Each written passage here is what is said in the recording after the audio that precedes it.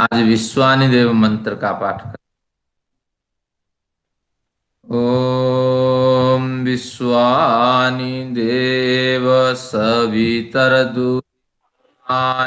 पराशुभ यद्भद्रं तन्न आशुव। ओम शांति शांति शांति।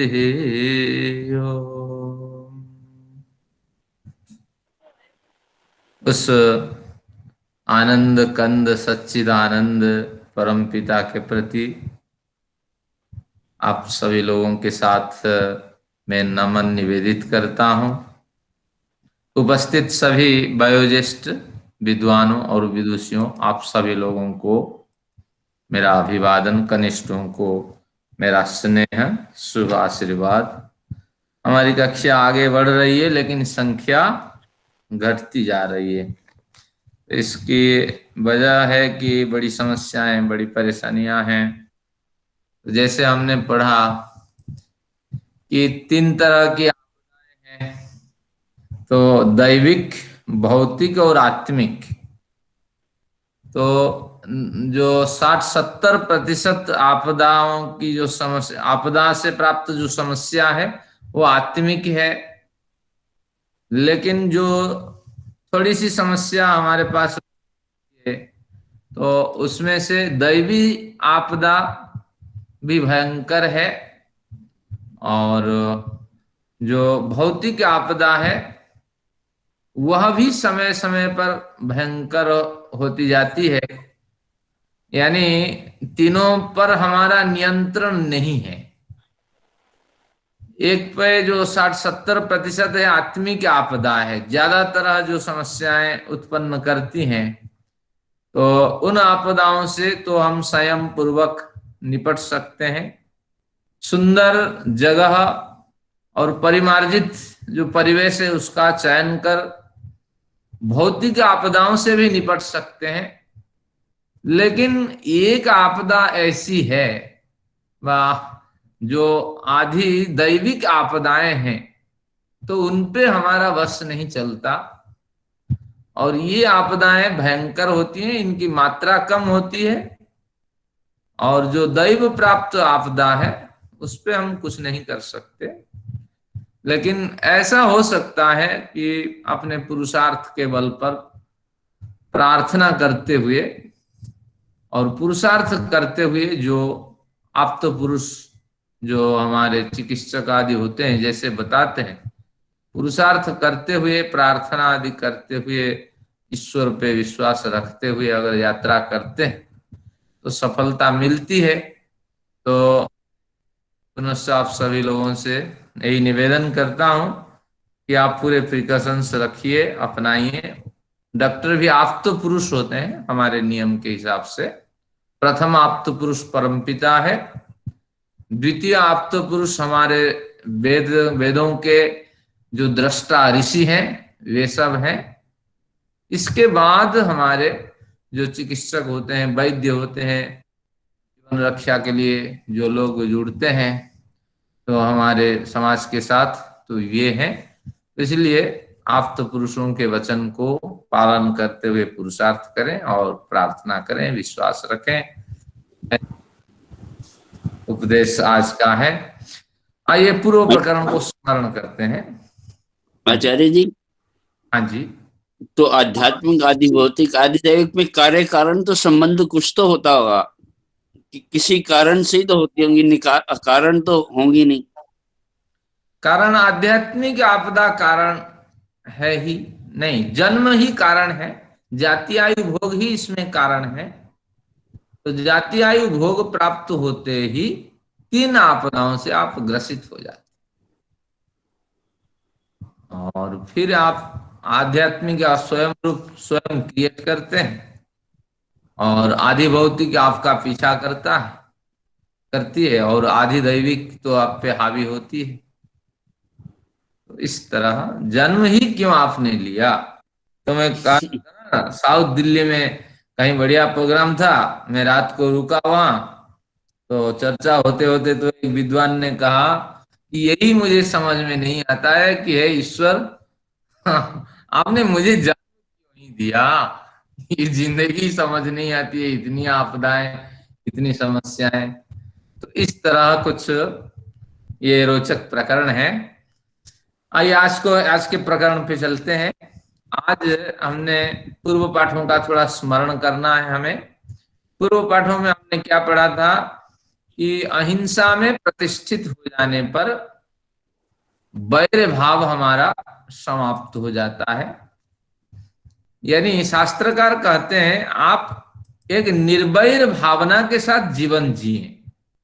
केवल शाब्दिक ज्ञान व अगर ग्रंथों से पढ़ते हैं, आचरण में नहीं उतार, तो वह ज्ञान आपका वास्तविक आत्मज्ञान नहीं है। ज्ञान भी मैंने कहा था 3 प्रकार का है। संशय भी एक ज्ञान है, जो हम पढ़ते हैं पढ़ाते हैं, शाब्दिक ज्ञान है। जब आचरण में वो ज्ञान उतर जाए तब वो आत्मज्ञान है। तो अब शास्त्रकार कहते हैं कि अगर आप अहिंसा की बात करते हैं, ये अहिंसा व्यवहार में उतर जाना चाहिए, और जैसे व्यवहार में अहिंसा प्रतिष्ठित हो जाती है तो वैरत्याग, अब निर्वैर हो जाते हैं। बहुत से लोग आपने नाम रखते हैं अजात शत्रु, कभी आपने सुना होगा। शत्रु इसका उत्पन्न हुआ ही नहीं। ऐसा नहीं कि सभी शत्रुओं को मार डालता, ऐसा नहीं है। तत्वतः संयमी अर्थ होता है। जिन लोगों ने इस तरह नाम रखा निश्चित रूप से इन शास्त्रों से गुजरे हुए हैं। तो सभी शत्रुओं को मार डालता ऐसा नहीं है, क्योंकि आप कितने मच्छर मारे, बिच्छू मारे, कीड़े मकोड़े मार दें, फिर वो उत्पन्न हो जाएंगे और आपकी जीवनावधि में आप उन सब की हत्या नहीं कर पाएंगे। तो इसलिए शत्रु पूर्णतः आपके जीवन में समाप्त नहीं होंगे, लेकिन एक सिद्धांत अपनाएंगे, अहिंसा रूपी सिद्धांत, तो आप निर्भय होकर जिएंगे। जब आपके मन में किसी के प्रति द्वेष ही नहीं होगा, वैर भावना उत्पन्न नहीं होगी, तो आपके सारे कर्म निष्काम होंगे, और निष्काम कर्म से ही तो आपके अभौतिक संस्कार बनते हैं। तो ये सूत्र कारगर है, ध्यान रखना कि अहिंसा प्रतिष्ठायाम तत्सन्निधौ वैरत्याग।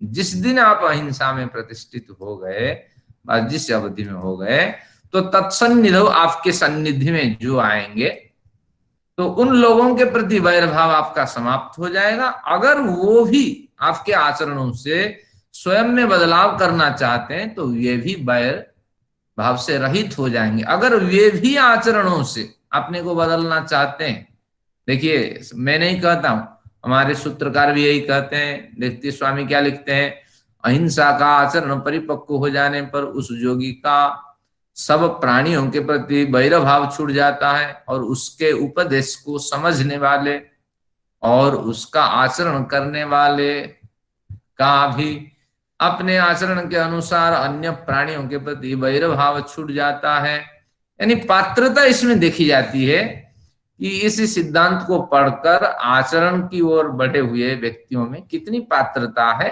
तो ऐसे व्यक्ति अगर अहिंसा में प्रतिष्ठित सज्जन के सानिध्य में आते हैं व उनकी निकटता उनको प्राप्त होती है, तो वैर भाव का त्याग हो जाता है, वैर भाव को छोड़ देते हैं।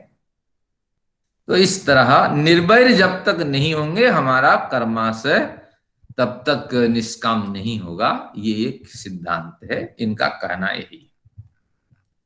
अब हम जो यम नियम के 10 अंग पढ़े थे, तो 10 अंग में से अहिंसा में प्रतिष्ठित होने से क्या लाभ है? ना निर्वैरता की प्राप्ति है, और समाज में भी आपके कारण निर्वैरता की प्राप्ति होगी। धीरे धीरे आगे के प्रकरणों में ये 10 बिंदुओं का उल्लेख करेंगे कि क्या लाभ है। अगर लाभ नहीं है तो व्यक्ति क्यों परिश्रम करेगा, क्यों इन 5 यम और 5 नियमों का अनुष्ठान करेगा, लाभ क्या? जैसे अहिंसा से लाभ बताया गया, अब लाभ बताते हैं सत्य प्रतिष्ठायाम क्रिया फलाश्रयत्वम। ये सत्य कहां से आया? क्योंकि यम के 5 भेद थे, अहिंसा, सत्य, अस्थेय, ब्रह्मचर्य, अपरिग्रह। तो अब सत्य की बात करते हैं। सत्य प्रतिष्ठायाम, तो सत्य में प्रतिष्ठित हो जाने पर, सत्य की प्रतिष्ठा, सत्य में भली भांति आपकी स्थिति अडिग हो जाने पर तो क्रियाफल आश्रयत्व, आपको ये लाभ होगा। तो यानी सत्य हमने पढ़ा था कि वांगमनसी, वाणी से, मन से और शरीर हम सत्य आचरण करते हैं, तो उससे क्या होगा कि निश्चित रूप से सत्य में हम प्रतिष्ठित हो गए होते हैं। और क्रिया फलाश्रयत्व, जिनके पास पेन है वो लिख ले, क्रिया का अर्थ है यहाँ कर्म, और कर्म के जो फल है और उसका आश्रय, यहाँ सत्य में प्रतिष्ठित हो जाने पर योगी का जो कर्म होगा, योगी जिस कर्म में प्रवृत्त होगा, वह कर्म उत्तम फल को आश्रय करने वाला होगा। सत्य में प्रतिष्ठित हो जाने पर योगी के कर्म उत्तम फलों को आश्रय करने वाले होंगे। यानी जैसे आप सत्य पे प्रतिष्ठित हो जाएंगे, आप जो भी कार्य करेंगे वह कार्य आपके कर्माशय को उत्तम फल देने वाला होगा। ये आपको ध्यान रखना पड़ेगा। कैसे ये फल की प्राप्ति होगी इसकी हम चर्चा करते हैं।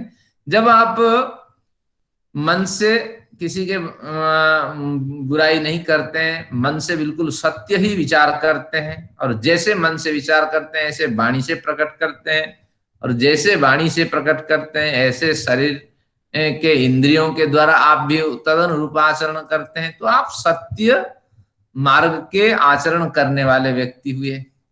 तो आपसे जो भी कार्य होगा उस सत्य कार्य से युक्त होगा, उस सत्य न्याय से, सत्य आचरण से युक्त होगा, और उसमें परिशुद्धता रहेगी और यथार्थता उसमें रहेगी। और इससे क्या होगा ना, पवित्र कार्य अगर है, अगर पवित्र अन्न है, तो उससे बनने वाले पदार्थ हैं उनमें भी पवित्रता दिखाई पड़ेगी। तो इसलिए यहां कहा कि जो भी फल मिलेगा वह फल उत्तम फल के रूप में प्राप्त होगा। अब ऐसी सत्य में प्रतिष्ठा जो है, उसमें प्रतिष्ठित जो साधक है, उसके हर कार्य उत्तम फल को आश्रय करने वाला होगा। ये इस ग्रंथकार का कहना है। आगे फिर इसको हम खोलते हैं। अब जैसे मैं इसको यहाँ स्वामी जी की शब्दावली से समझता हूं कि जैसे भाष्य में स्वामी जी कहते हैं कि ईश्वर, हाँ, इसके ऊपर जो कुसंस्कार, कुसंगति आदि के कारण धार्मिक बन ही नहीं सकता, नहीं, ये नहीं है। तो ये फिर इसमें से आते हैं, धार्मिको भूया इति भवति धार्मिक, योग भाष्य लेते हैं। इसमें कहा, इस पंक्ति को पढ़ने से पहले यहां देखते हैं, अमोघास्य बाग भवति अस्य साधकस्य, इस साधक की बाक जो वाणी है वो अमोघा हो जाती है। जो वाणी स्त्रीलिंग है संस्कृत में, अमोघा इसको कहते हैं। तो ऐसे साधक जो सत्य में प्रतिष्ठित है, उस साधक की जो वाणी है वो अमोघा, अमोघ यानी निष्फल, और अमोघ यानी निष्फल न होने वाली होती है। यानी वह साधक यथार्थ वचन को ही बोलता है। अगर आप कहेंगे कि साधक जो कह दें, तुम्हारी नौकरी लग जाएगी, तो नौकरी लग जाएगी, कोई बात नहीं, तुम्हारे बच्चे नहीं हो रहे हैं, कोई बात नहीं, मेडिकल साइंस क्या कहेगी, तुम्हारे बच्चे हो जाएंगे, हाँ, तुम मर जाओगे, अगर इस तरह कुछ बोल दे। कल चर्चा हो रही थी विश्वामित्र की, कैसे पुराण साहित्य में गुमराह किया। अगर विश्वामित्र बोलते हैं मर जाओ तो मर जाएगा, ऐसा नहीं है, हमारा वैदिक साहित्य ये नहीं कहता। लेकिन यहाँ जो पंक्ति मिल रही है ये कह रहा है कि साधक यथार्थ ही कथन करता है, क्योंकि सत्य में वो प्रतिष्ठित है, उसको पता लग जाता है, वो जान लेता है अपनी समझ के हिसाब से कि इस व्यक्ति की मृत्यु हो जानी है शीघ्र। तो इस तरह वो उसकी उद्घोषणा कर देता है कि ये व्यक्ति की मृत्यु हो जाएगी। अगर लगन में व्यक्ति लगा हुआ है, बच्चे नहीं हो रहे हैं, तो इस तरह परिस्थिति में ये उपाय बताता है कि इन उपायों से आप क्या करिए ना, संतान उत्पत्ति के लिए प्रयत्न करें, मुझे उम्मीद है ईश्वर की कृपा से आपके बच्चे हो जाएंगे। तो इस तरह शब्दावली होती है, लेकिन ऐसा नहीं है, कोई दावा नहीं। यहाँ हमारे इसमें आता है वेदांत दर्शन में कि ईश्वर को हम कर्ता नहीं मानते। हाँ, तो क्यों नहीं मानते? क्योंकि को कर्ता इसलिए नहीं मानते, जो प्राचीन और नवीन दो वेदांती है, और नवीन वेदांती हम उसे कहते हैं जो सिद्धांत के विपरीत जाते हैं। आप सत्यार्थ प्रकाश में पढ़ रहे होंगे, उनको हम नवीन वेदांती कहते हैं, क्योंकि वो तो अर्थ नहीं समझे, वो कुछ नया अर्थ उससे खींच करके हमें बताते हैं। तो नवीन वेदांती प्रश्न रखता है कि ईश्वर को हम कर्ता नहीं मानेंगे, क्योंकि कर्ता मानेंगे तो समस्या ये होगी, जो कर्ता होगा तो उसका कोई ना कोई तो प्रयोजन होगा, वही प्रयोजन अगर है तो निश्चित रूप से उस प्रयोजन से कर्माशय बनेगा। ईश्वर अगर सृष्टि बनाते हैं तो निश्चित रूप से उसकी व्यवस्था करते हैं, ईश्वर का कोई ना कोई प्रयोजन है। तो इसलिए हम ईश्वर को कर्ता नहीं मानते, हम क्या मानते हैं ना, ईश्वर को कर्ता मानने का एक भ्रम उत्पन्न होता है, उसको विवर्त कहते हैं। जैसे बर्फ का भ्रम होता है, जैसे मरीचिका का भ्रम होता है, तो इस तरह ईश्वर ही जगत को बनाने वाला, इस तरह एक भ्रम उत्पन्न हो रहा है। तत्वतः ईश्वर कर्ता नहीं। लेकिन यहाँ किस लिए मैं सरक गया, तो हमारा जो वेदांत है, यानी प्राचीन वेदांती जो वास्तविक वेदांत शास्त्र के रहस्य जानता है, वो कहता है कभी भी असत्य से सत्य की उत्पत्ति नहीं होती है। अगर आपको जादूगर कुछ दिखाता है, हाँ बढ़िया, जादूगर आपको कुछ ना कुछ चीज दिखाता है, चांदी के सिक्का निकाल लेता है, सोने के सिक्का निकाल लेता है, अगर कबूतर आप निकाल लेता है शरीर से, तो निश्चित रूप से ये जादूगर की ट्रिक है, वो तो विद्यमान होता ही है। लेकिन ईश्वर इस तरह जादूगर हमारे नहीं, मौजूदा सृष्टि को ही वो उत्पन्न करता है, तो इसलिए आपको ईश्वर को कर्ता मानना पड़ेगा। तो इस तरह विवर्तवाद से सिद्धांत नहीं चलने वाला है। तो वही यहाँ कहा जा रहा है, वो अमोघस्य बाघ भवती, निश्चित रूप से वो मन से, वाणी से, शरीर से जो अनुभव उसका है उसको टटोल करके वो कहता है कि बालक होगा, कहता है कि मृत्यु होगी, कहता है कि ये दुष्ट व्यक्ति है, इसका विनाश हो जाना चाहिए। तो इस तरह कुछ उसके वचन होते हैं, लेकिन ऐसा नहीं, निरर्थक वो कभी नहीं बोलता। जो सत्य में प्रतिष्ठित हुआ होता है, तो मितम च सारम च बचो ही भाग्यमिता, निरर्थक नहीं बोलता, मित यानी परिमित बोलता, और जैसा सुना, जैसा जाना, जैसा अनुभव किया ऐसे। अगर वो कहता है धार्मिक हो भूया, तुम धार्मिक हो जाओ, तो व्यक्ति धार्मिक हो जाता है। अगर इस तरह शंका उठाओगे तो वो जान करके, भांप करके कहता है कि इस व्यक्ति के बड़े अच्छे गुण हैं, बड़ा लायक व्यक्ति है, तो निश्चित रूप से ये आगे विकास करेगा, इस तरह वो बोलता है। लेकिन ऐसा नहीं तुम धार्मिक हो जाओ तो धार्मिक हो जाएगा, ये बात नहीं है। यहाँ पर भी संदेह होता है कि जो इसमें अर्जुन का जो पोता रहा, अर्जुन का बेटा कौन रहा, अभिमन्यु, अभिमन्यु का जो पुत्र रहा परीक्षित, परीक्षित को किसी ने शाप दिया 7 दिन के अंदर तेरी मृत्यु हो जाएगी, तो ये पुराण की बात हो गई। किसी के श्राप से, किसी के अवधि जो निर्धारित होती है उससे मृत्यु नहीं होती। तो निश्चित रूप से यहाँ बड़े विचारणीय विषय है कि निश्चित रूप से उन्होंने उसको अपशब्द कहा, गालियां दी और उसको धिक्कार किया, तो उन्होंने प्रायश्चित के लिए उस गंगा के किनारे बैठा, शास्त्रों का अध्ययन किया, तो उस ऋषि के लिए जोखिम की व्यवस्था की। तो ये कुछ हो सकता है, हमें शास्त्रों को तर्कसंगत शैली से लगाना है, लेकिन ऐसा नहीं है अगर वो कहेगा तू मर जाएगा तो कोई नहीं मरेगा, क्योंकि ये तो मरना, जीना या पैदा होना ये ईश्वर के हाथ में है। तो इसलिए हम जो शास्त्र पढ़ रहे हैं इसको बारीकी से आप समझें। अगर वो कहता है स्वर्गम प्राप्त नु ही, स्वर्ग तुम्हें मिल जाए, तो यहाँ भी आपको सोचना चाहिए, योग्य व्यक्ति के लिए ही इस तरह शब्द कोई बोलता है और निरर्थक कोई नहीं बोलता। और जो सत्य में प्रतिष्ठित है वो कभी असत्य बोल ही नहीं सकता। तो इस तरह एक जो बाबा हमारे बने हुए हैं, माता बने हुए हैं, ये लोग भ्रम फैलाते हैं कि हमारे बाबा हमारा वो ये कह देंगे, क्योंकि इन शास्त्रों से वो अपरिचित होते हैं। तो इसलिए ये समस्याएं होती है। किसी बाबा माता के चक्कर में न फंसिए, किसी के पास इतनी सामर्थ्य नहीं कि ईश्वरीय व्यवस्था को वो नकार करके आगे अपने बल पे वो प्रतिष्ठित हो जाए। तो इस तरह ये एक बढ़िया सिद्धांत है, आपको ध्यान में रखना। न कभी आप महाभारत आदि पढ़ के देखिए, दुर्वासा गुस्सा हो गया तो अभिशाप दे दिया, फलाना हुआ, ये सब कथाएं कपोल कल्पित कथाएं हैं और इसको हम लोक कथा कहते हैं। पुराण की ये देन है। पुराण क्या है? पुराणवम भवति, जो प्राचीन कथाएं लोक कथाएं उनको नए ढंग से नई शैली से प्रस्तुत की जाती है, उन कथाओं का प्रस्तुतिकरण है। चलिए, तो ये हो गया, अहिंसा हो गई, सत्य की बात हो गई। अब आते हैं अस्तेय क्यों नहीं करें। स्थेय यानी चोरी, अस्तेय यानी चोरी न करना। अपने जीवन काल में हमें चोरी नहीं करनी, ये शास्त्रकार कहते हैं। अगर ऐसी प्रतिष्ठा हमारी हो जाए व इसी अस्तेय को हम जीवन में उतार दें तो क्या होगा? सर्वरत्नोपस्थानम, सभी रत्न हमें उपलब्ध होने लगेंगे। यानी अस्तेय अगर हम चोरी नहीं करते हैं, हमें संसार के सारे रत्न, सारे बहुमूल्य पदार्थ हमें उपलब्ध हो जाएंगे। ये कैसा संभव है? तो कहते हैं हाँ, जो चोरी नहीं करेगा, अपनी आजीविका के लिए कुछ तो करेगा। क्या करेगा? पुरुषार्थ करेगा। जब पुरुषार्थ करेगा, पहले कह रखा है सत्य में भी वो प्रतिष्ठित है, अहिंसा में भी प्रतिष्ठित है।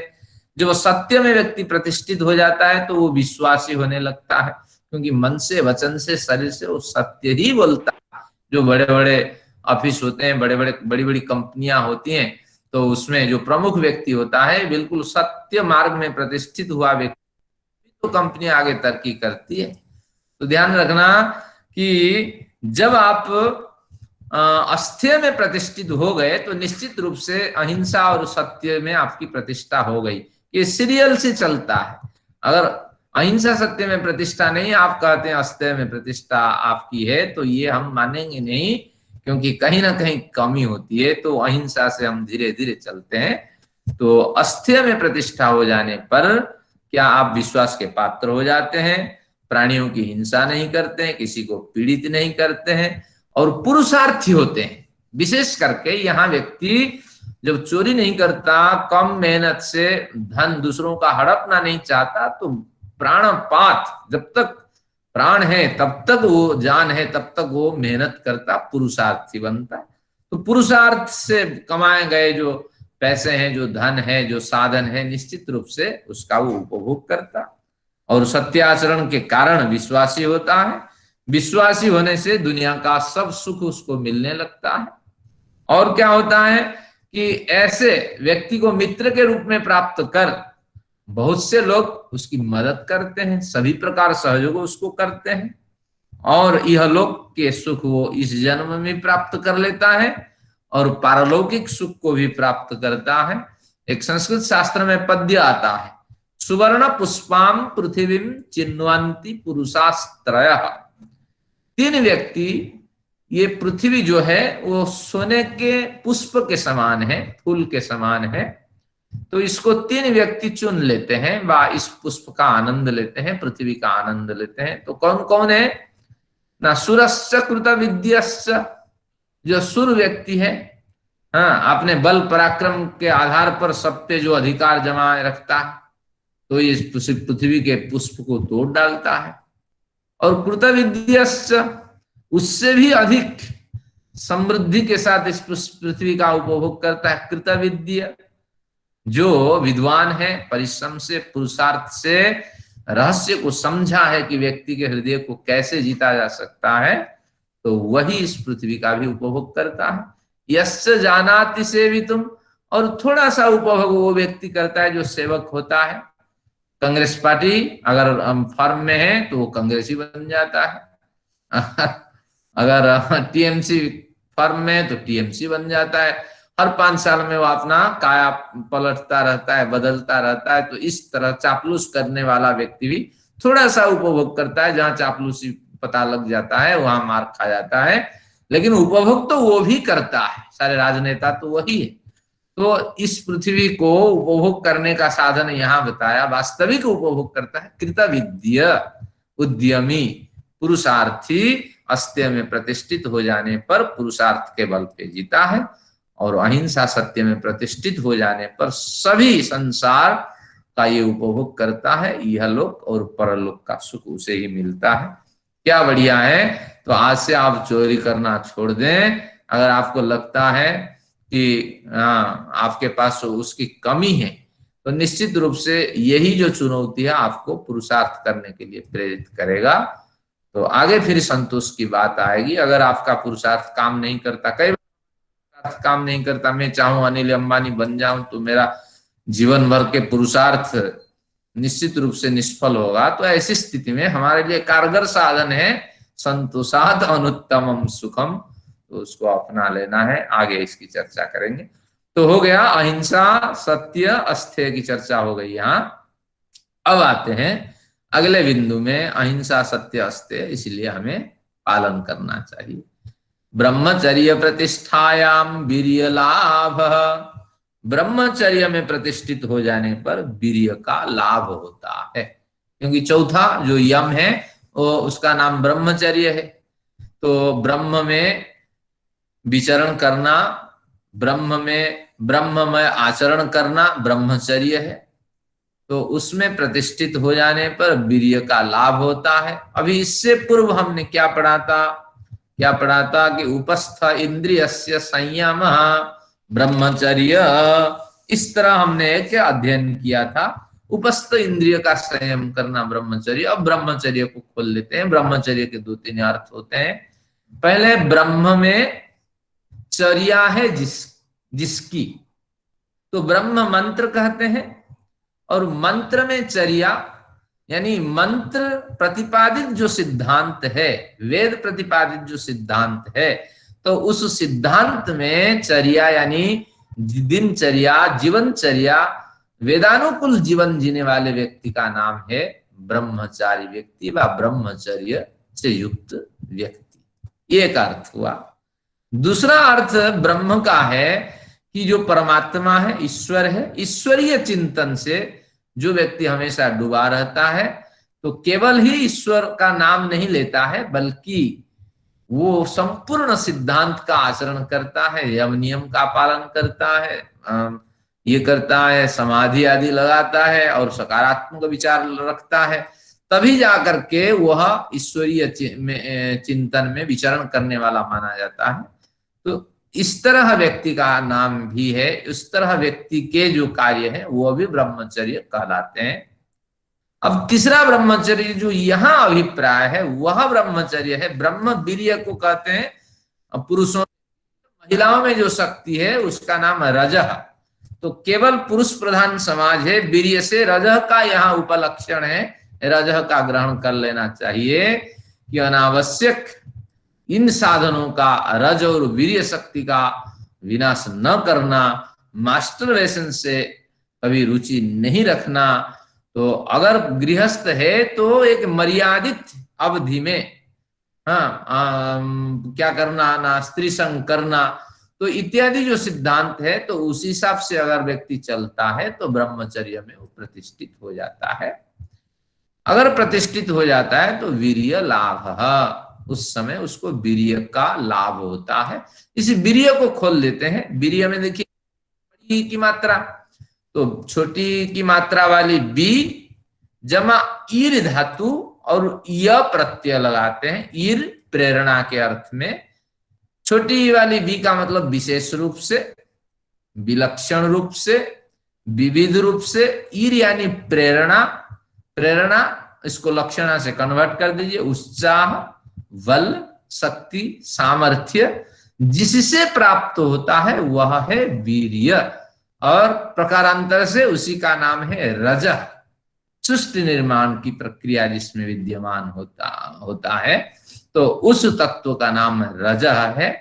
तो यानी शरीर निर्माण की प्रक्रिया, जब बच्चे नहीं होते हैं तो उस रज की परिभाषा होगी शरीर निर्माण की जो प्रक्रिया जिसमें विद्यमान रहती है, तो उसका नाम रजः है। तो ब्रह्मचर्य में प्रतिष्ठित हो जाने पर, वीर्य रक्षा, रजु रक्षा कर लेने पर एक विशेष उत्साह आपको प्राप्त होता है। स्वामी जी की शब्दावली में बौद्धिक और शारीरिक बल की प्राप्ति होती है। तो यहाँ वीर्य से विशेष प्रेरणा, विशेष उत्साह, विशेष बल उन्होंने लिया है, और इस बल से बौद्धिक और शारीरिक बल की इन्होंने बात कर दी।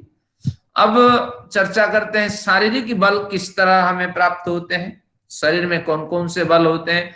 देखिए, आरोग्य की प्राप्ति होती है, क्योंकि वो ऊर्जा शरीर के लिए बनी थी, तो इसलिए शरीर का वो पोषण करती है। तो इसलिए आपके खून भी दौड़ता है, हार्ट बीट बढ़िया होता है अगर उसकी संरक्षा होती है। साथ में और क्या होता है, आपके खाना भी पचता है, पेनक्रियाज आपकी सक्रिय बनती है, बैकबोन आपका मजबूत रहता है। तो इसलिए आपको क्या होता है, आपका आपकी आपकी निरोगता आपको मिलती है। और साथ में क्या होता है कि आरोग्य दीर्घायु की भी प्राप्ति होती है, क्योंकि शरीर स्मूथली प्राकृतिक रूप से चल रहा होता है, तो इसलिए उस पर कोई बलात् प्रयोग नहीं होता है। तो इसलिए आरोग्य, ऐश्वर्य, आरोग्य, दीर्घायु और ऐश्वर्य की प्राप्ति होती है। शारीरिक बल अगर है तो निश्चित रूप से आप क्या कर सकते हैं कि स्वयं की रक्षा कर सकते हैं। देखिए, अपनी रक्षा, अन्यों की रक्षा भी कर सकते हैं, बड़े काम आप कर सकते हैं। हाँ, तो हर परिस्थिति में वह शक्ति आपकी साथ दे सकती है। अगर शारीरिक ऊर्जा की बात करें, बौद्धिक ऊर्जाओं से क्या होती है, देखिए कहते हैं विद्या प्राप्ति तथा विद्या दान। केवल इतना नहीं है, विद्या प्राप्ति ने सूक्ष्म विषयों को समझने में आपकी रुचि होती है। अगर आप वीर्यनाश करके, रजोनाश करके बैठे हैं तो सुनने की, समझने की शक्ति नहीं है, भयंकर गुस्सा चढ़ती है, विविध स्थितियों से आप गुजरते हैं जब तक वो ऊर्जा आपका संग्रह दोबारा न हो जाए। तो इसलिए ध्यान रखिए, अगर अध्यात्म में प्रवेश करना है, ये एक द्वार है कि पूर्ण ब्रह्मचर्य के साथ अगर आप स्वाध्याय करते हैं तो बातें अंदर घुसती है और व्यवहार में वो बातें उतरती है। तो इसलिए विद्या से सूक्ष्म ज्ञान की प्राप्ति होती है, ब्रह्मचर्य से, और फिर उस ज्ञान का भी आप विकास कर सकते हैं। ज्ञान का भी जैसे अनुभव आप करते हैं तो उसी अनुभव की श्रृंखला में आप विद्या का दान भी दे पाते हैं। तो इसलिए ये जो वीर्य है महत्वपूर्ण है, विशेष प्रेरणा जिससे हमें मिलती है, विशेष उत्साह जो हमें देता है, वह आपका वीर्य है। तो वो ब्रह्मचर्य से उसकी रक्षा करनी चाहिए। तो इस तरह एक साधक को इस पर भी हमें ध्यान रखना चाहिए। और आज जो कोरोना आदि की समस्या है, तो इससे अगर आप युक्त रहते हैं तो काफी हद तक इन पे भी आप अधिकार जमा सकते हैं। जब हमारे शरीर में इम्यूनिटी सिस्टम स्ट्रांग है तो निश्चित रूप से इनसे हम अप्रभावित रहेंगे, इस तरह विश्वास बना के चले। तो ये कुछ हमारे आज के संदर्भ में पतंजलि जी ने ये कुछ विचार हमें दिए हैं, कारगर विचार हैं, इसको आप पालन करें। यहाँ भी एक बढ़िया है, शादी के समय पे एक उदाहरण हमारे शास्त्रों में है कि आपको ब्रह्मचर्य रखनी है। शादी के दिन कोई व्रत करते हैं, उसके पूर्व रात्रि में आपको ब्रह्मचर्य रखना है। यहाँ तक रामायण में भी आता है, वाल्मीकि लिखते हैं कि राम पूर्ण ब्रह्मचर्य के साथ अगले राज्याभिषेक की तैयारी में तैयारी की प्रतीक्षा में रहे। लेकिन रात को ये स्थितियां हुई, कैकेयी और दशरथ के बीच में लड़ाई हुई, झगड़े हुए। तो इस तरह हमारे कोई भी बड़ा कार्य करें तो ये हमारा नियम है कि कार्य में विघ्न न हो, तो ये आपको ब्रह्मचर्य रखनी है। तो ब्रह्मचर्य वीर्य रक्षा के अर्थ में रूढ़ है, लेकिन जब शास्त्रीय अर्थ होते हैं, इससे 2-3 अर्थ हम और निकाल लेते हैं जहां जिस तरह प्रयोजन होता है।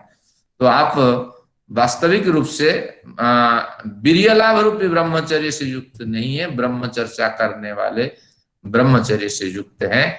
तो इस तरह एक रोचक प्रकरण उठाता हुआ मैं फिर अगले प्रकरण में आपको ले जाता हूं। अब कहते हैं अपरिग्रह स्थैर्य जन्म कथनता संबोध। अब पेन उठाइए, ये कथनता संबोध थोड़ा समझना कठिन है। ये 5वां यम है, क्योंकि अहिंसा, सत्य, अस्तेय, ब्रह्मचर्य हो गया। अब कथनता संबोध को समझते हैं। संबोध भली भांति बोध प्राप्त करना, समझना। कथनता का अर्थ है, कथम जो शब्द है वो किम से बनता है, तो इसलिए किम प्रकारता एरो लगा के कथनता, ये नीचे अंडरलाइन करिए, 3 वार्ड के नीचे कथनता के ऊपर लिखिए किम प्रकारता, जिसमें किम में 7 प्रश्न होते हैं। तो क्या कहते हैं, सप्तकम किम कारता, यानी किम के कारण 7 प्रश्न बनते हैं। पहले तो कथम, क्यों, हाँ, कदा, कुत्र, किमर्थम, फिर किम भावकम, इस तरह 7 इसके प्रश्न बनते हैं। तो किम कारता संबोध, जब आप अपरिग्रह में स्थित हो जाते हैं, अपरिग्रह यानी वस्तुओं का अनावश्यक संग्रह नहीं करना, केवल वस्तु नहीं, विचारों का भी अनावश्यक संग्रह नहीं करना। मैंने एक कक्षा में बहुत सी बातें बताई। जो अनावश्यक बातें हैं इसको दिमाग से हटा दीजिए, जो आवश्यक बातें हैं आप कुछ नोट कर लीजिए, कुछ स्मरण करिए। तो इसी तरह जीवन में हमने कईयों से दुख भी पाया, कईयों से कष्ट भी पाया। अब इन बातों को भूल जाइए। जैसे अनावश्यक वस्तुओं का हम संग्रह नहीं करते हैं, तो अनावश्यक विचारों का भी संग्रह न करें, सबको माफ कर दे। आज मैंने एक बढ़िया वीडियो भेजी हमारे ग्रुप में, तो वेद संस्थान के ग्रुप में, उसमें कहता है कि जैनियों ने एक क्षमा क्षमा दिवस मनाने का क्रम चालू किया है। हर वर्ष एक क्षमा दिवस होता है और अपने डायरी में नोट करते हैं। मैं आपको इसमें ग्रुप में भेज दूंगा, दर्शन ग्रुप में लाभ होगा। अपने डायरी में विद्वान लोग नोट करते हैं कि किन किन लोगों के साथ मेरी शत्रुता है, मैं क्षमा दिवस में जाकर के माफी मांगू। तो बस आप जिससे द्वेष करते हैं वो भी आपके पास आता है, और जो आपसे द्वेष करते हैं वो आता है, आप जिससे द्वेष करते हैं आप उसके पास जाते हैं। तो इस तरह की एक प्रथा थी हमारे देश में, और ये यहीं से शुरू होता है। लोगों ने नहीं समझा, उसको जैन धर्म कह दिया। लेकिन वैदिक धर्म के बिना जैन धर्म का कोई स्वरूप ही नहीं, अस्तित्व ही नहीं है। तो अब ये कहते हैं अपरिग्रह स्थैर्य, अनावश्यक वस्तुओं का संग्रह नहीं करना, अनावश्यक विचारों का संग्रह नहीं करना। तो इस तरह जब इन दोनों कचड़ों से आप रहित हो गए, तो उस समय आपके पास समय बचेगा। जन्म कथनता संबोध, जन्म क्यों हुआ है, किस प्रकार हुआ है, जन्म दिलाने वाला कौन है, जन्म कराने वाला कौन है, और किस लिए जन्म हुआ है, कब तक ये जन्म चलेगा, कहां में पैदा हो गया, कहां इससे पहले था। तो इस तरह कथनता, किम प्रकारता, इस तरह किम शब्द से वाच्य अनेक प्रश्नों का बोध होने आपको लगेगा। अनेक प्रश्न आपके मन में उत्पन्न होंगे। जैसे प्रश्न उत्पन्न होंगे, जो समझदार आपके सामने आदर्श व्यक्ति है, तो उनके समक्ष ये प्रश्न आप रखेंगे और उसका उत्तर मिलेगा। तो जब तक आपके मन में प्रश्न नहीं होंगे, तो समझदार व्यक्ति आपको उपदेश दे नहीं सकते। तो इसलिए ये तब होगा जब अपरिग्रह से आप युक्त होंगे। अगर परिग्रह है तो क्या होगा कि उसी को संवारते रहेंगे और उसी के पीछे लगे रहेंगे, और बहुत सी प्रॉपर्टी है, बहुत सी चीजें हैं। अब देखिए 5 लाख केवल आप रख सकते हैं, बैंक दिवालिया हो गया तो बड़ी समस्या है। तो इसलिए पैसे तो हमें रखना है, और कई जगह आपको देखने पड़ेंगे, क्योंकि आगे काम आना है। 1 लाख है तो आपकी जान, 1 करोड़ है तो आपकी जान छूटेगी, और दिवालिया हो गया तो केवल 5 लाख मिलेगा। अब फिर बैंक के सारे कर्जे फर्जे निपटाने के बाद अगर कुछ हुए तो आपको मिलेगा। तो इस तरह ये कहता है कि कम संग्रह के साथ आप जीवन जिए, आने वाली पीढ़ी पे छोड़ दीजिए, कि एक पीढ़ी को आपको जिलाने के लिए जिम्मेदारी लेनी थी और आपने ले ली, और आने वाली पीढ़ी पे छोड़ दीजिए। तो इस तरह अगर होंगे तो आपके पास समय बचेगा, अपने आत्म कल्याण के लिए कुछ आप सोच सकेंगे। नहीं तो उसी के चक्कर में, हेर फेर में आपका जान जाने वाली है। जैसे उदाहरण लेते हैं, कुछ सरदार लोग हैं, देखिए कितने बड़े साधन वो पकड़ते हैं, कितना बाल रखते हैं, तलवार रखते हैं, क्या क्या रखते हैं, 5 चीजें लेके चलते हैं। फिर चलने में कुछ नहीं, उसको संभालना भी तो मुश्किल है। जब बाल धोना है, जुए हो जाते हैं, उसमें शैम्पू लगाना है, उसकी तैयारी करनी है। जिस दिन सिर खोपड़ी धोते होंगे, दर्द जबरदस्त होता होगा, क्या जरूरत है। तो इन शास्त्रों से अपरिचित होने के कारण उस समय की स्थिति में वो आवश्यकता थी उसकी।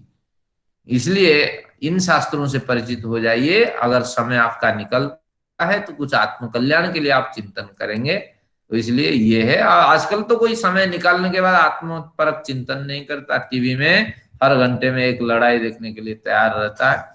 तो ध्यान रखिए, शास्त्रकार कहते हैं कि इन अनावश्यक चीजों से रहित होंगे तो समय मिलेगा, शास्त्र अध्ययन करेंगे, विचार उठेंगे, फिर समाधान आप स्वयं ढूंढेंगे, और कुछ अनुभवी जो आदर्श व्यक्ति हैं उनसे आपको प्राप्त हो जाएगा।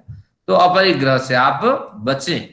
एक उदाहरण देता हूँ अपरिग्रह के। हमारे पास एक विद्वान है, नाम तो नहीं बताऊंगा, उन्होंने बहुत सारे, जितनी किताब है, जितने अखबार हैं, आप दे दीजिए, उसी रेट में वो दे देंगे आपको। 5 साल के अखबार, जो आज अखबार का रेट है उसी रेट में वो आपसे खरीद लेंगे।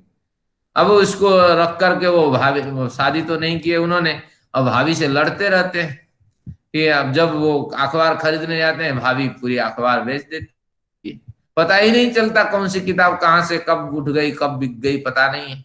तो उसी में रहते हैं, शिकायत करते रहते हैं। मेरे पास भी उनकी बातें आती है, भाभी की भी बात आती है। अब मैं क्या करूं, किसकी बात मानूं, किसकी ना मानूं, क्योंकि उनको पेंशन मिलती है, उसका एक मद है। तो हर माह में वो 10,000 की किताब खरीदते हैं, और वो फिर 1,000 2,000 में हर माह बिक जाती है। तो ये एक एक तरह का भूत सवार हुआ है दिमाग में। तो अपरिग्रह से अगर वो परिचित होते, हमारे कक्षा में जुड़ नहीं पाते हैं, तकनीकी की प्रॉब्लम कुछ है उनकी, तो नहीं तो वो भी इसका लाभ लेते। चलिए, इस तरह आप समझ लेना चाहिए, जो यथा योग्य व्यक्ति को देना चाहिए वहां तक आप पहुंचा दीजिए। कुछ भाष्यकार कहते हैं क्या क्या प्रश्न उठते हैं, मैं केवल दिखाता हूं। वो हम आसम में कौन था, किम कथन, कथनता का उदाहरण है किम कारता। किम के साथ अनेक प्रश्न उठते हैं। मैं कहा था इस जन्म से पहले, कथम हम आसम, अगर था तो किस स्थिति में था, किस प्राणी के रूप में था। किंग स्वीद इदम, अब किस रूप में हूं, क्या मेरा कोई कल्याण होगा, मुझ में कोई परिवर्तन हो रहा है। कथन स्विदम, अगर यहाँ हूं तो किस तरह मुझे रहना चाहिए, क्या मैंने जो पढ़ा जाना उस तरह रह पा रहा हूं या नहीं। केवा भविष्याम, आगे हमारी क्या स्थितियां होगी। तो कथम बा भविष्याम, हाँ तेरी क्या होगी रे गति कालिया। तो यहाँ यही बात उन्होंने कहा, यानी समय मिलने पर एकांत सेवन करिए, इन बातों का चिंतन करिए, तभी होगा। अगर आपके पास टीवी है, मैं मना नहीं करता टीवी देखनी है, लेकिन ध्यान रखिए वो इंटरटेन है तो वो जीवन नहीं है। वो जब आपको फुर्सत है वो भी एक साधन है, तो उससे थोड़ा समय आप, आपने जो इंटरटेन का समय निकालिए उसमें उसका उपयोग करें, लेकिन साथ में ज्यादातर एकांत में इन विषयों को मनन करें, चिंतन करें।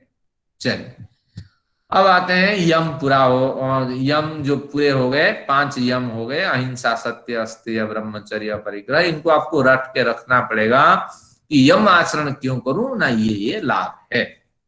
अब आते हैं नियम का आचरण क्यों करूं। अब नियम में आया, पहले शौच, संतोष, तप, स्वाध्याय, ईश्वर प्रणिधानानि। इस तरह शौच, संतोष, तप ये 3, और स्वाध्याय 4, ईश्वर प्रणिधान 5, इन पांचों की बारी बारी से चर्चा होगी। तो 2 सूत्रों में शौच की चर्चा होगी। शौच शब्द आजकल हम जो मलत्याग के अर्थ में लेते हैं, लेकिन ये नहीं है। तो वो तो बाह्य शौच है, और बाह्य आंतरिक दोनों शौच चाहिए। शौच यानी शुच दीप्तौ, शौच शब्द कैसे बना, शुच दीप्तौ, यानी जिससे दीप्तिमान, दीप्तिमान, आपको दीप्तिमान की स्थिति प्राप्त हो जाती है, आप जगमगाते हैं, चमकते हैं। अगर आप बढ़िया, आपके एक्सप्रेशन हो जाते हैं, अगर आप सुंदर साबुन आदि से नहा लेते हैं, तो आपकी खूबसूरती चेहरा में दिखाई पड़ती है। तो वही कह रहे हैं, शौच शुच दीप्तौ, इस धातु से शौच बनता है। अब इसको समझते हैं। अब ये कहेंगे 7 सिद्धि मिलती है अगर शौच से आपकी प्रतिष्ठा हो जाती है। शौच का वास्तविक स्वरूप जान करके उसको व्यवहार में उतार लेते हैं, तो 7 तरह की बड़ी बड़ी सिद्धियां मिलती है, सफलता मिलती है। तो क्या है, शौचात, एक दूसरी टुकड़ा इसको बना दीजिए, स्वांग जुगुप्सा परैरसंसर्ग।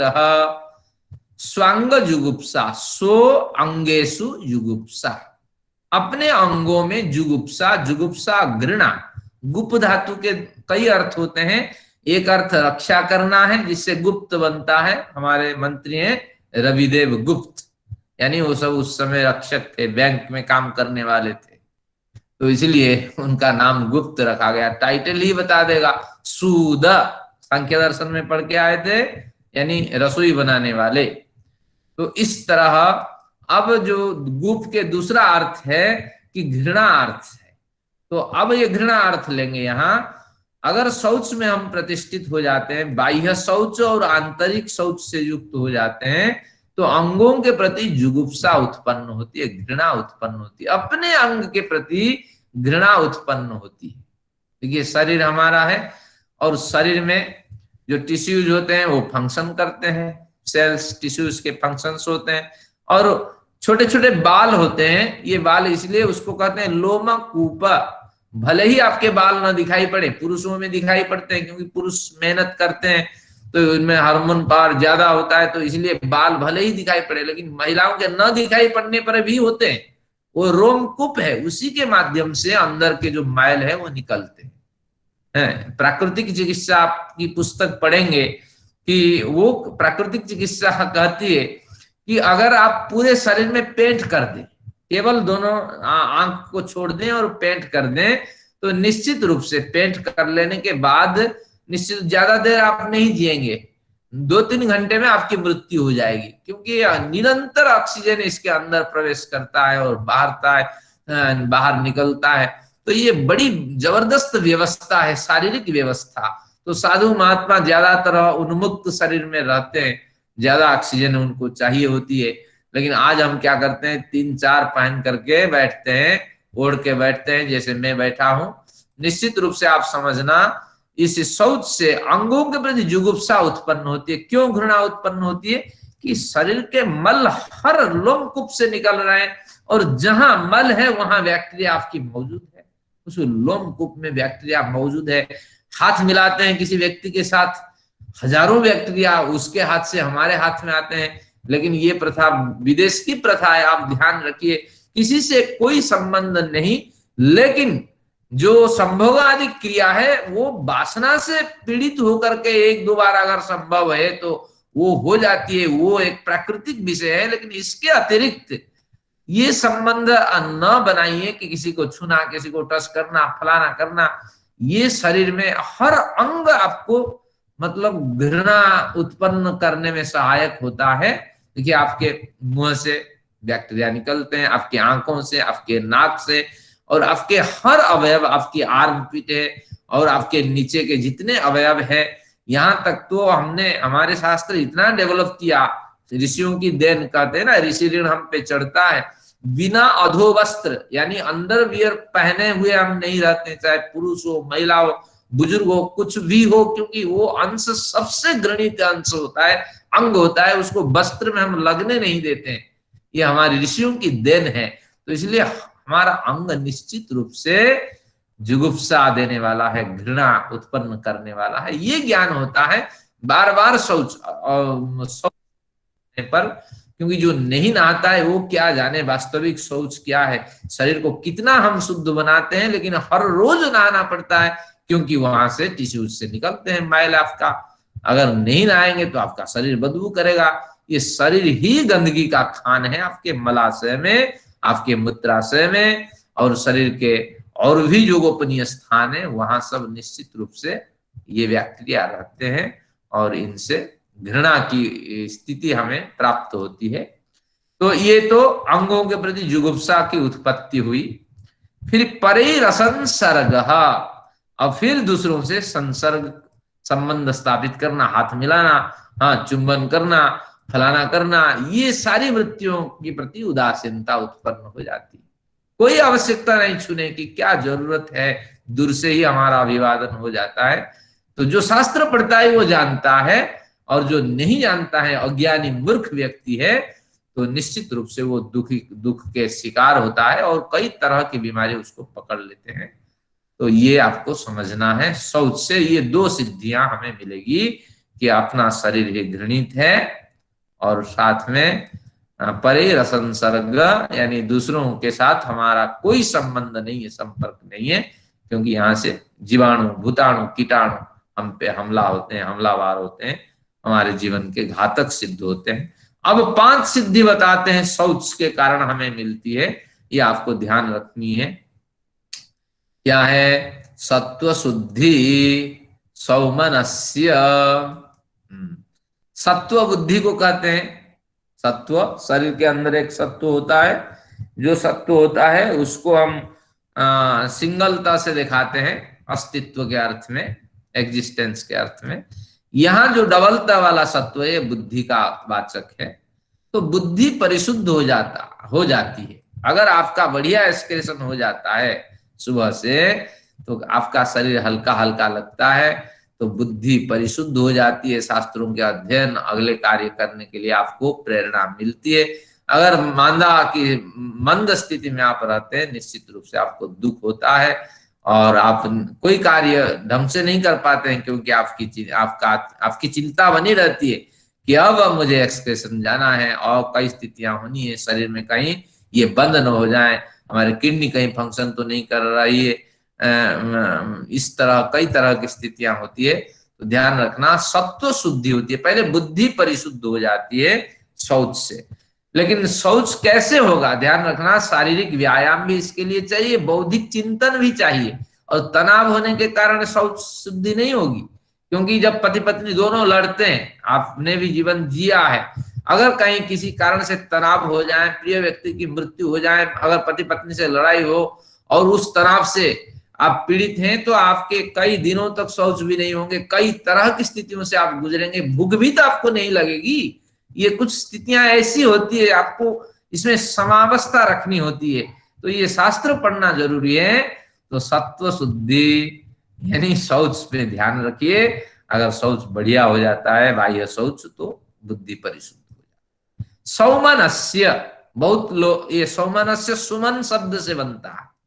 ये सुमन क्या है, बहुत से लोगों के नाम सुमन है।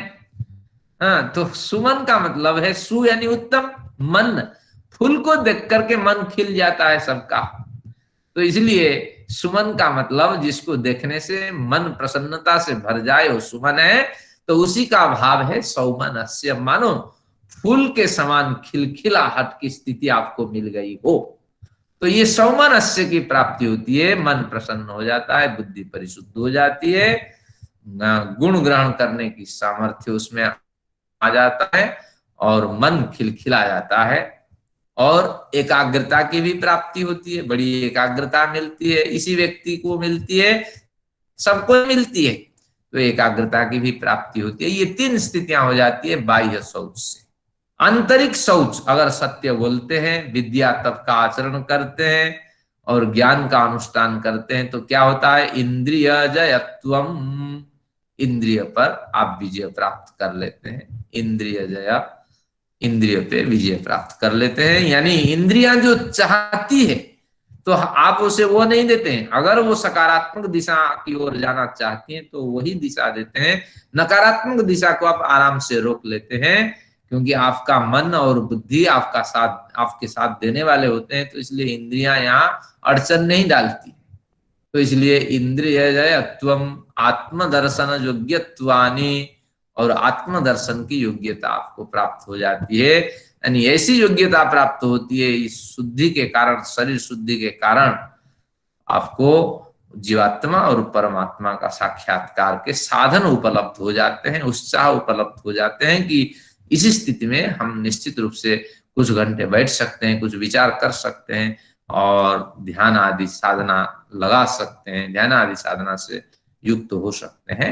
तो ये सब कुछ शौच पे निर्भर करता है। ध्यान रखना कितनी बड़ी सिद्धि है ये शौच। तो इसलिए रात्रि का शयन का समय निर्धारित रखें, दिन का विश्राम का समय निर्धारित रखें, भोजन सुपाच्य हो और निश्चित रूप से बीच बीच में भोजन को बदलते रहना चाहिए।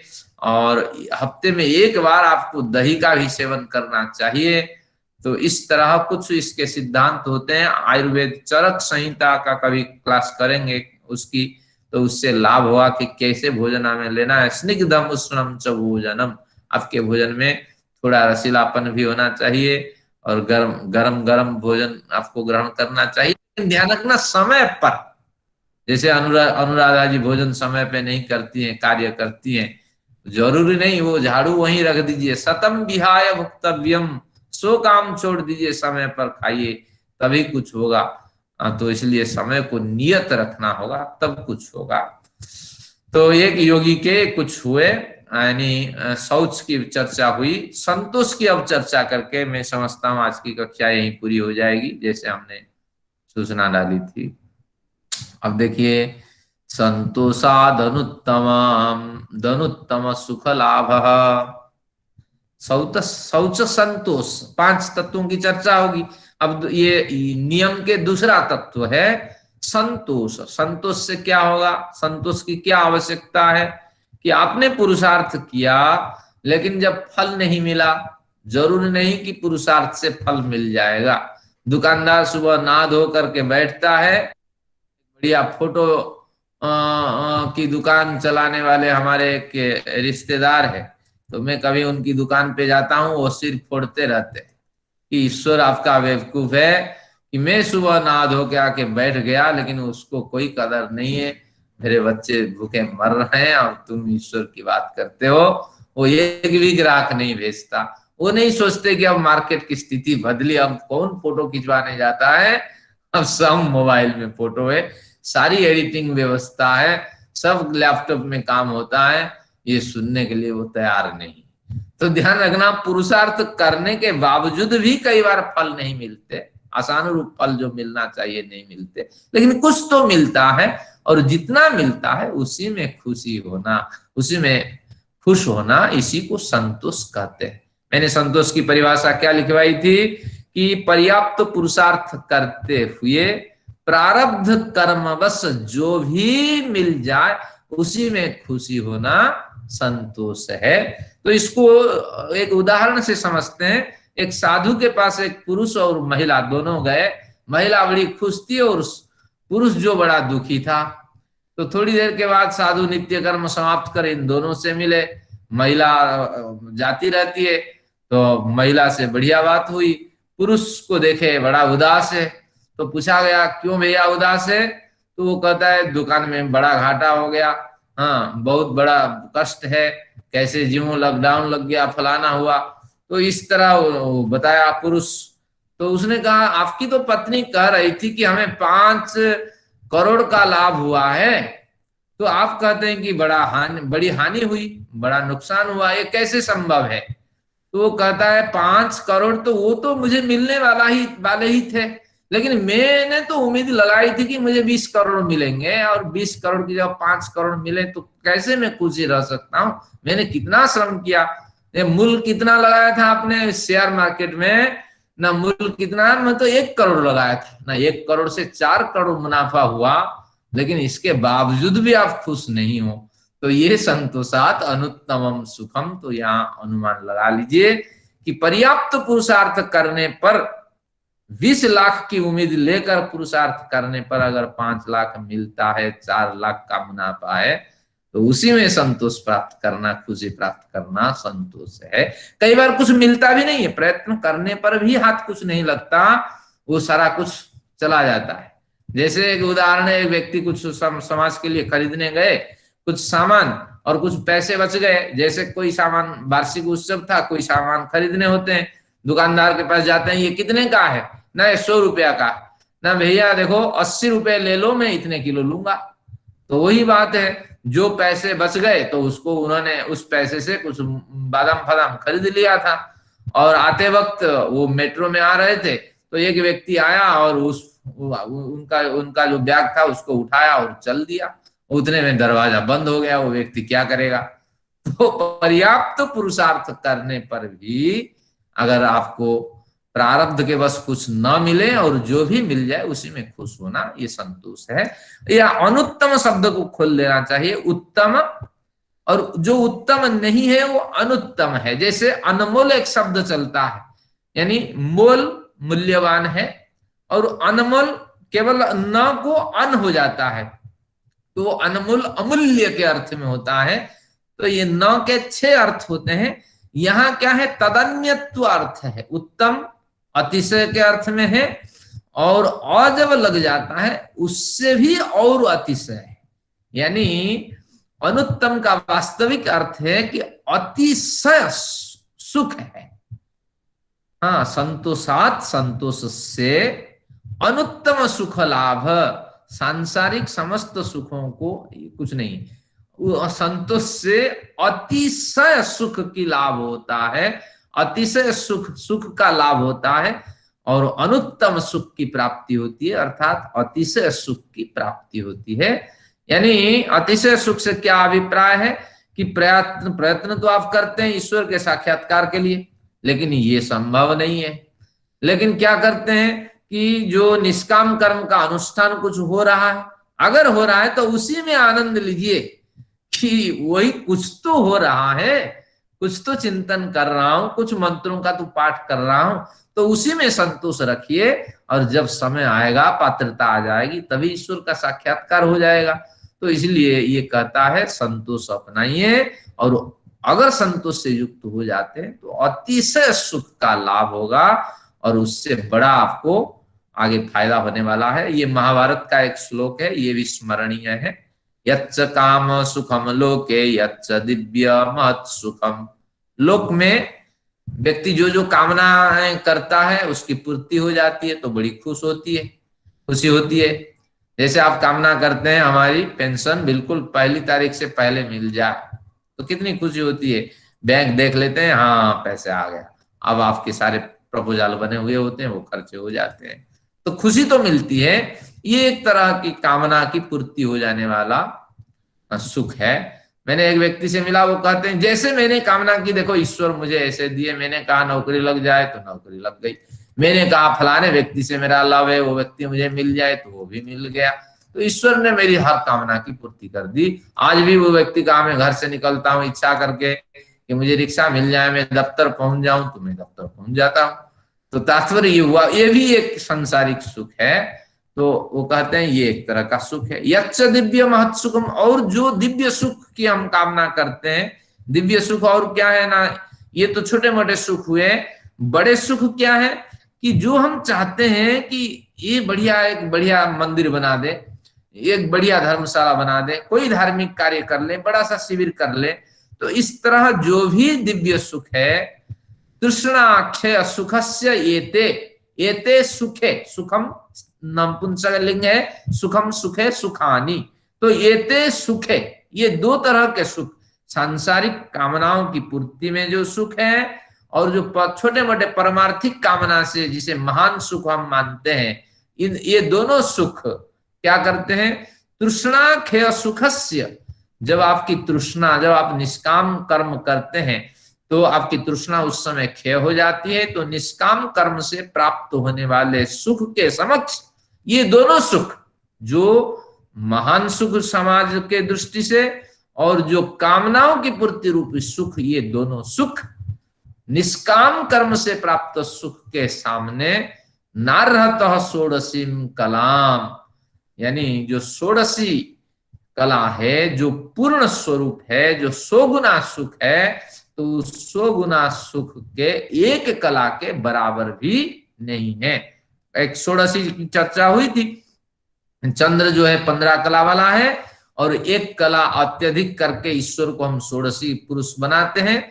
प्राचीन काल में एक जो रुपया था वो 16 आने का था, तो ये कह रहा है कि 1 रुपये के एक कला के बराबर, 1 रुपये 16 कला है, तो एक कला कितना होगा कि 1 रुपये 16 कला बराबर 100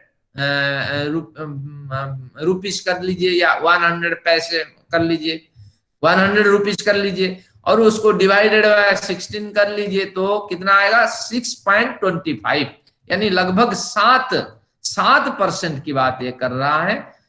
एक ये दृष्टि है। दूसरी दृष्टि है कि अगर षोडशी कला को हम 100% माने, यानी तृष्णाख्य सुख जो 100% है, उस सुख के ये दोनों सुख, जो सांसारिक सुख है, जो संसार की दृष्टि से महान सुख है, थोड़ा सा आध्यात्मिक कार्य करना, ये दोनों सुख, तृष्णाख्य सुख जो 100 कला से युक्त था, बा जो 100% सुख से युक्त था, तो उस सुख के 1% के बराबर नहीं होता है। तो निश्चित रूप से सुख हमें कहाँ मिलेगा, तृष्णाख्य सुखस्यैते, सारी तृष्णाओं को समाप्त कर लीजिए, प्रारब्धवश जो हमें मिल जाए तो उसी में खुशी मनाइए। और धीरे धीरे क्या करिए, प्रयत्न करते रहिए, कमी कहाँ रही और उस मंजिल तक चढ़ने के लिए हमें और क्या श्रम करना पड़ेगा, इस ओर आप ध्यान दीजिए, लेकिन तात्कालिक खुशी मनाइए। तो इस तरह ये एक बढ़िया प्रकरण है, तो इसको, इस श्लोक को भी याद रखिए। और संतोषात अनुत्तमम सुखम, संतोष से अत्यंत सुख की प्राप्ति होती है और अतिशय सुख की प्राप्ति होती है, ये भावना बना के कार्य करें। आज का विषय समझ में नहीं आया, संतोषात अनुत्तमम सुखम, फिर अगले बार प्रयत्न करिए, वीडियो को सुनिए। अगर समझ में नहीं आया अगली कक्षा में भी पूछिए, लेकिन फिलहाल तो संतोषात अनुत्तमम सुखम के साथ समय हमारा समाप्त होता है। तो इस विषय को यहीं रखते हैं, फिर आगे इसके 3 और पर्याय है, इसको अध्ययन करेंगे। तो आप सभी लोगों का कल्याण हो, आप स्वस्थ और निरोग बने रहें। तो इन्हीं भावनाओं के साथ आज की कक्षा यहाँ समाप्त होती है। जिनको जाना है वो लोग जा सकते हैं। मैं 5 मिनट 10 मिनट और बैठूंगा आप लोगों के समक्ष, आप प्रश्न रख सकते हैं। ओम।